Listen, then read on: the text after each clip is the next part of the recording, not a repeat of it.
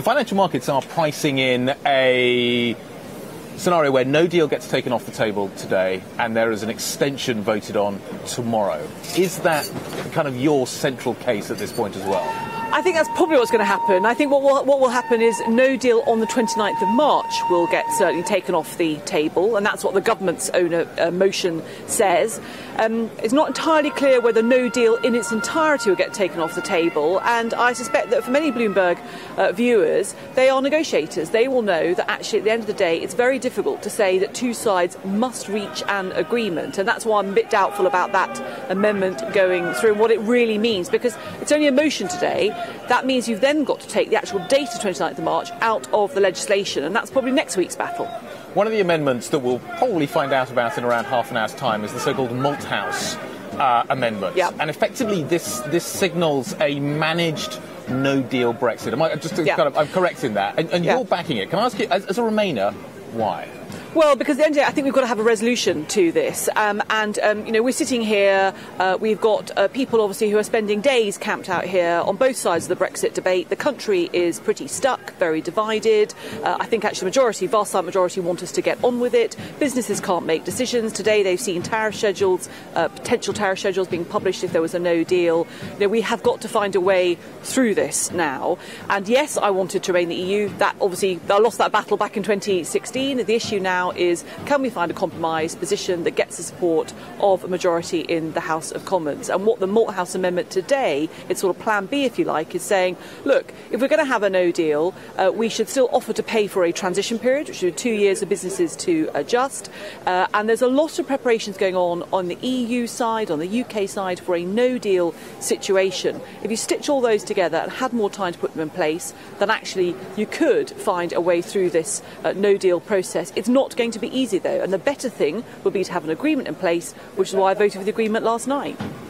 Right, and you've said that the Brexit logjam is holding up positive politics. Those were your words last month. Nicky, what's the best possible outcome that's, even on the cards at this point? What's the possible outcomes? I mean, I think the best possible outcome. I still think that the Prime Minister's agreement, the best possible outcome.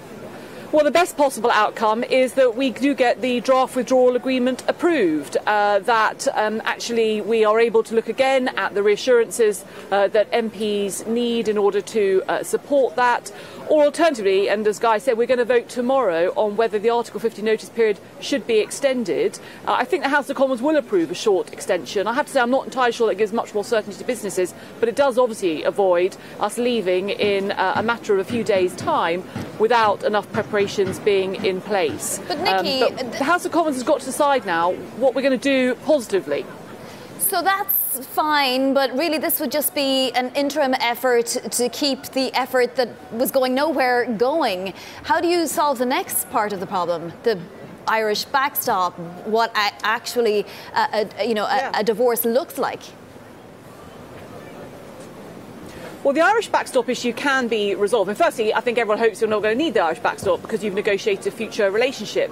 And the first part of the Malthouse compromise has been working with government to identify alternative arrangements to the current backstop proposals. And that basically is a system of using existing custom checks and processes to avoid checks actually at the border, which is what is so controversial. And you've seen today in the government's publication on what would happen in the event of a no deal that they do actually have a situation where they can avoid checks at the border. So it is possible. It's a temporary situation, and that's what would happen. And we've said that there's a longer-term solution there towards the eventual agreement. And, I just think that actually, I've just come from the House of Commons chamber. We're discussing what's called the Spring Statement, where the Chancellor updates the House on the sort of outlook for the economy, if you like. Firstly, that's had almost no coverage, which is unprecedented because everyone's talking about Brexit. And secondly, we can't really get a handle on the proper economic outlook because, again, the Brexit situation hasn't been resolved. Why don't we just have a series of indicative votes, find out what MPs will support, then take that back to the EU. 21st, 22nd, got an EU summit. Why don't we go to them and say, right, we've got a deal here, this will work, briefly. Because I think I'm not entirely convinced that there will be a majority for any outcome. And at the end of the day, that means the government has completely lost control of the process. It should be the government setting out what Plan B is, what they plan to do with an extension of Article 50.